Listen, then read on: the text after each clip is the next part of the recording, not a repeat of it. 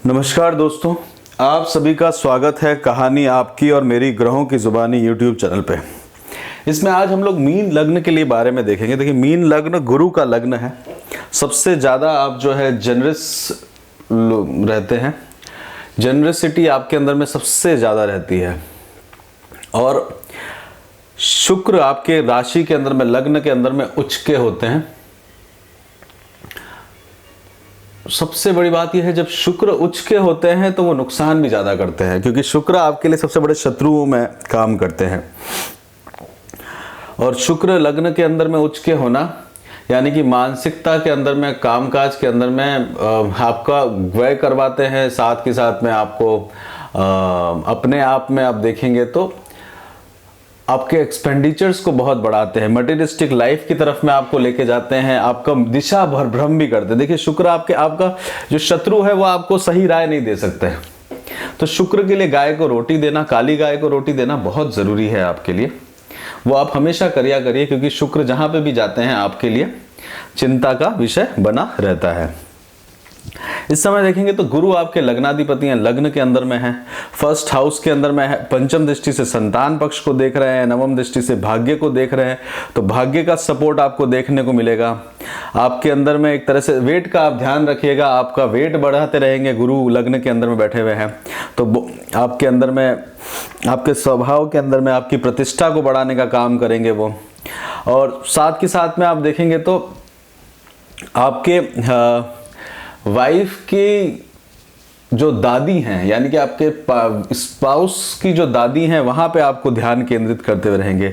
नींद के अंदर में आपको लेके आएंगे। अगर आपका गुरु खुद बहुत उच्च अवस्था के अंदर में है, गुरु भी जो है बहुत शैने भारी ग्रह हैं, तो नींद के अंदर में आपको लेके जाएंगे। विवेक शक्ति आपकी लेके जाएगी। गुरु जो है थोड़े से आलस्य भी क्रिएट करते हैं, जिज्ञासाएं बनाएंगे, साथ के साथ में आलस भी बनाएंगे, तो वो भी सावधान से लेके कोशिश करेगा। परंतु इसमें अगर आपको लाभ ये रहेगा कि मंगल जो आपके अष्टम नवम भाव के स्वामी वो लग्न में आ जाएंगे। मंगल एनर्जी के कारक रहते हैं। घर के लिए सोच रहे हैं तो घर बनाने के बारे में सोच रहे हैं तो वो आपको सपोर्ट करेंगे। त्रिकोण के स्वामी लग्न त्रिकोण के अंदर में है तो वहां पे अपॉर्चुनिटीज लेके आते हैं, नई जॉब की अपॉर्चुनिटीज भी लेके आएंगे। भाग्य का सपोर्ट आपको मिलेगा इस समय में, जून के महीने में। एक सावधान रहिएगा, बस शुक्र और राहु की युक्ति हो रही है घर के स्थान में, कर्म घर के अंदर में, कुटुंब के अंदर में, परिवार के अंदर में। तो यहाँ पे शत्रुओं से सावधान रहने की जरूरत है। शत्रुओं के ऊपर में राहु की दृष्टि रहेगी, साथ के साथ में शुक्र भी साथ में मिल रहे हैं। तो राहु शुक्र की युक्ति जो है विलासिता की तरफ में लेके जाती है, मटेरियलिस्टिक लाइफ की तरफ में आपको लेके जाती है। तो उससे आपको काम करने की जरूरत पड़ेगी। सूर्य आपके तीसरे स्थान में है तो कहीं साइन करते हैं, डॉक्यूमेंट वगैरह में साइन करते हैं तो ध्यान दीजिएगा वहां पे अपने आप में। और साथ के साथ में ये भी कोशिश करिएगा कि सूर्य तीसरे स्थान में है तो पड़ोस के अंदर में ध्यान देने की जरूरत पड़ेगी। पड़ोस में आमना सामना आपका हो सकता है। तीसरे स्थान के अंदर में पराक्रम का स्थान रहता है, आपको शक्ति देंगे, वहां पे ताकत बनाने की कोशिश करेंगे। शत्रुओं के ऊपर में आप अपने भाग्य को बढ़ाने की कोशिश करें। देखिए, शत्रु के स्थान है यहाँ से 1 2 3 4 5 6 7 8 9 और 10, तो कर्म क्षेत्र के अंदर में शत्रुओं के ऊपर में आपको विजय दिलाने की कोशिश करते हुए दिखेंगे। आगे बढ़ते हैं चंद्रमा की पोजीशन से, और उसके बाद में हम लोग आगे जाएंगे कि कैसे आपका हेल्थ, जॉब कैसे रहने वाला, उसको ओवरऑल कंक्लूड करेंगे मीन लग्न के लिए। लास्ट तक देखिएगा, बहुत अच्छा रहेगा। और जिन साथ में दूसरों से शेयर भी करिएगा ताकि वो भी अपना जून का प्लानिंग इजीली कर सके, ग्रहों की पोजीशन से कर सके। और एस्ट्रोलॉजी से क्या है, आप फायदा कभी बार ले सकते हैं। बुरा समय आएगा तो डिप्रेशन में नहीं आएंगे, आप डिप्रेशन के ऊपर से निकल सकते हैं और अच्छे समय में आप उसका बहुत अच्छा फायदा ले सकते हैं। जैसे गुरु लग्न के अंदर में है तो 1000 दोषों को समाप्त करते हैं। संतान की ग्रोथ देखेंगे, पार्टनर्स के अपने ग्रोथ देखेंगे, अपने स्पाउस की ग्रोथ आप देखेंगे। साथ के साथ में कोई बड़े काम आप इस समय में करते हुए दिखेंगे। और 9th हाउस में गुरु का एस्पेक्ट रहेगा तो भाग्य का सपोर्ट भी आपको मिलता रहेगा। गुरु की एस्पेक्ट जो होती है बहुत अच्छी रहती है। कई बार गुरु जिस घर में बैठे होते हैं वहां कई बार नुकसान करते हैं। अपनी ही राशि के अंदर में है तो हेल्थ का ध्यान देना चाहिए, वेट के ऊपर में ध्यान देना चाहिए, शुगर रिलेटेड प्रॉब्लम है उसको ध्यान देना चाहिए। देखिए, शुगर जो होती है ना, आप लोगों को ध्यान है या नहीं है, जो शुगर जो है वो हड्डी के अंदर में पीलापन क्रिएट करती है, उसको अंदर से कमजोर करती है। तो शुगर जब रहती है, गुरु जब एस्पेक्ट रहता है लग्न के ऊपर में, तो शुगर से रिलेटेड चीजों को कम सेवन करना चाहिए, वो आपके लिए बेनिफिशियल रहेगा। चलिए बात करते हैं। तो 1 और 2 तारीख को चंद्रमा आपके घर के स्थान में रहेंगे, कर्म क्षेत्र में ध्यान देते रहेंगे आप अपना। यहाँ पे आप अपने घर के अंदर में माता से रिलेटेड काम को आप रहेंगे, मंगल की दृष्टि रहेगी तो कोई बड़े कामों के अंदर में, प्रॉपर्टी रिलेटेड कामों के अंदर में आपका ध्यान लेके जा सकता है। 3-4 तारीख को संतान के लिए जाएगा, ये दिन अच्छा रहेगा, संतान की प्रोग्रेस होते हुए देखेंगे आप, अपनी ग्रोथ होते हुए देखेंगे। गुरु की जो है अपनी ही जो प्रिय राशि है कर्क राशि, वहां पे एस्पेक्ट बना रहेगा। 4, 5, 6 और 7 को चंद्रमा जो है वो छठे घर में जाएंगे। छठे घर में जाएंगे, यहाँ पे ऋण लेने की आवश्यकता पड़ सकती है, रोगों शत्रुओं से सामना आपका हो सकता है, शनि का एस्पेक्ट रहेगा तो हॉस्पिटल वगैरह के भी चक्कर आपको मिल सकते हैं। शनि इस समय वक्री अवस्था में हो जाएंगे, तो मकर राशि के अंदर के भी रिजल्ट वो आपको देना शुरू कर देंगे, और मकर राशि के रिजल्ट्स के अंदर में मित्रों की रिस्पॉन्सिबिलिटीज बन सकती है। उसके बाद में 10वें और 11वें स्थान में जाएंगे। यहाँ पे आपको पार्टनर्स के साथ में सहयोग करके काम करने की आवश्यकता पड़ेगी। साथ के साथ में गुरु और चंद्रमा का गज केसरी योग केंद्र में बनेगा, मंगल और चंद्रमा का आमना सामना यहाँ पे रहेगा। ये समय जो रहेगा आपके लिए अपने अगर आप प्रॉपर्टी है, कहीं व्यवसाय वगैरह करते हैं, जॉब वगैरह करते हैं, खुद का एक्सपांड करना चाहते हैं, देखिए आप हैं और ये आपका एक्सपांशन है, तो यहाँ एक्सपांशन के लिए आप कर सकते हैं। तो वृद्धि वाला दिन आपके लिए रहने वाला है।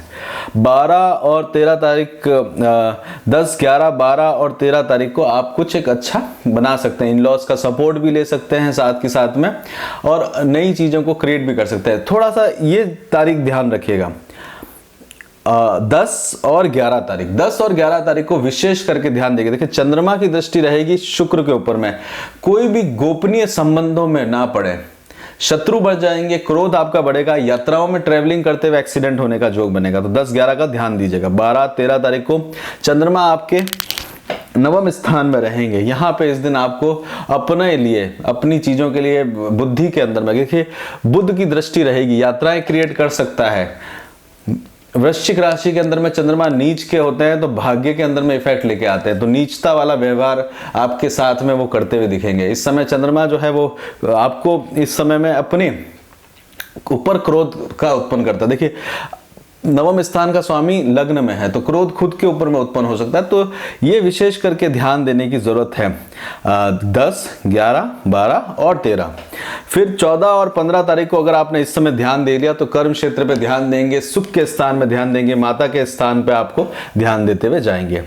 16-17 तारीख को आप देखेंगे तो चंद्रमा जो है मित्रों के स्थान में, लाभ स्थान में, डेवलपमेंट के स्थान में देखेंगे, संतान की तरफ में आपको लेके जाएंगे, संतान के स्पाउस की तरफ में आप समय व्यतीत करते हुए आपको दिखेगा, वहां पे आप अपनी आशाओं को पूरा करने के बारे में सोच सकते हैं। कुंभ राशि में 18-19 को जाएंगे, ध्यान रखिएगा, हेल्थ का ध्यान दीजिएगा, आइसोलेशन क्रिएट होगा, मन के अंदर में अकेलापन सा फील भी ला सकता है, हेल्थ के अंदर में विशेष करके ध्यान देने की जरूरत है। 20, 21 और 22 तारीख को चंद्रमा लग्न में आ जाएंगे। लग्न में आते ही चंद्रमा आप अपने बारे में देखना शुरू करेंगे, अपने जो आपके मित्र हैं, जो आपके पार्टनर्स हैं, उनकी तरफ में आपको लेके वो जाएंगे, और साथ के साथ में आप अपने कर्म क्षेत्र के अंदर में भी आपको एक अच्छी जिम्मेदारी देखने को मिलेगी। उसके बाद में 22 और 23 तारीख को चंद्रमा आपके 2nd हाउस में जाएंगे। ये दिन सावधानी से रहिएगा, विशेष करके घर के, परिवार के, कुटुंब के अंदर में, और साथ के साथ में शुक्र चंद्रमा रहेंगे।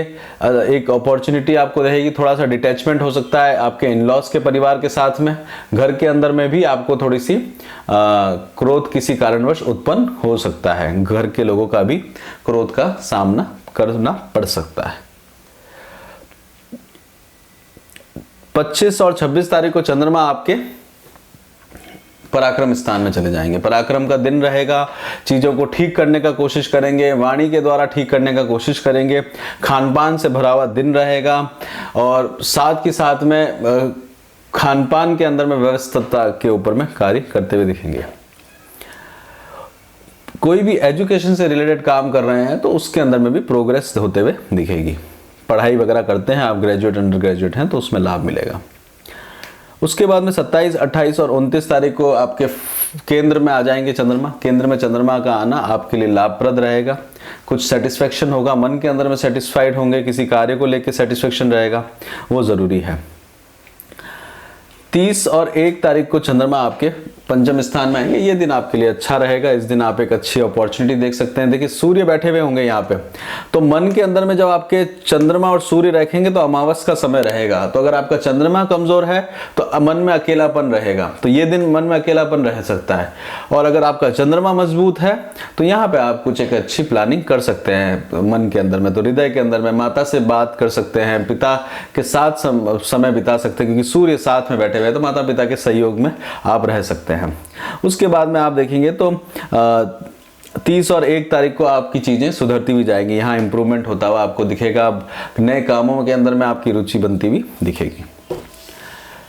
हेल्थ के लिए बात करते हैं, चलिए। तो हेल्थ के लिए आप देखें तो आपका हेल्थ बढ़ती रहेगी, आपको हेल्थ का ध्यान देने की ज़रूरत है, इस समय ज़रूरी है। और यही समय रहेगा जिसमें हेल्थ के लिए आप कॉशियसली रहें, क्योंकि देखिए गुरु वहाँ पे है, मंगल लग्न के अंदर में बैठे हुए हैं, तो हेल्थ के ऊपर में ध्यान देने का अच्छा समय है। ग्रह आपको सपोर्ट कर रहे हैं, अगर आप काफ़ी समय से सोच रहे हैं हेल्थ के ऊपर ध्यान देने का तो ये राइट टाइम है। जॉब के ऊपर में बात करते हैं तो जॉब में अच्छी अपॉर्चुनिटीज़ बन सकती हैं आपके लिए। देखिए जॉब के अंदर में आप देखिए सेकंड हाउस में राहु बैठे हुए हैं, छठे स्थान की तरफ में देख रहे हैं, तो आपका मोनोपोली बना के रहेंगे, तो कर्म क्षेत्र में आपकी मोनोपोली बनती हुई दिखेगी आपको। बिजनेस के अंदर में आप काम करना चाहते हैं तो अभी रुक जाइए। देखिए शुक्र आपके सेकंड हाउस में गए, शुक्र आपके सबसे बड़े शत्रुओं में आते हैं, तो शुक्र के आने के बाद इस समय बिजनेस के अंदर में प्लानिंग करिएगा, एग्जीक्यूशन ना करिएगा। शुक्र को निकल जाने दीजिए एक बार। शुक्र को आपको 19 जून को वृषभ राशि में आ जाने दीजिए, तो वहां पे फिर आप बिजनेस के लिए प्लान करिएगा। एजुकेशन ओवरऑल आपका ठीक चलता रहेगा, एजुकेशन के अंदर में पोस्ट ग्रेजुएशन के अंदर में अच्छी अपॉर्चुनिटीज मिलेगी। विवाह के योग आपके चल रहे हैं, प्रेम संबंधों में धोखा मिल सकता है, ध्यान दीजिएगा। ओवरसीज आप जाना चाहते हैं तो ओवरसीज आप जा सकते हैं। शनि वक्री हो जाएंगे 12वें स्थान में, तो ओवरसीज के एक मौके वो जरूर आपके लिए बनाएंगे। घर जाना चाहते हैं, घर खरीदना चाहते हैं तो बहुत एक अच्छा समय चल रहा है। संतान के लिए प्लान कर रहे हैं तो बिल्कुल आप करिएगा। और अगर शेयर मार्केट में ट्रेडिंग वगैरह करते हैं तो बिल्कुल आप कर सकते हैं। आप इस समय में बिल्कुल बिना भय के आप करिए, आपको लाभ देखने को मिलेगा। इसी के साथ ही जून का यहीं पे रोकते हैं। जो बुरे दिन हैं उनको बता ही दिया है, आप उनको संभाल के रखिएगा, और जो अच्छे दिन हैं उनका फ़ायदा लेने की कोशिश करिएगा। बुरे दिनों को अगर आपने बचा लिया तो अच्छे दिन अपने आप आपके लिए बने रहेंगे। प्रॉपर्टी बनाने का समय है आपके लिए। यहाँ तक आप रुके हैं तो अंत में जय श्री राम ज़रूर लिखिएगा।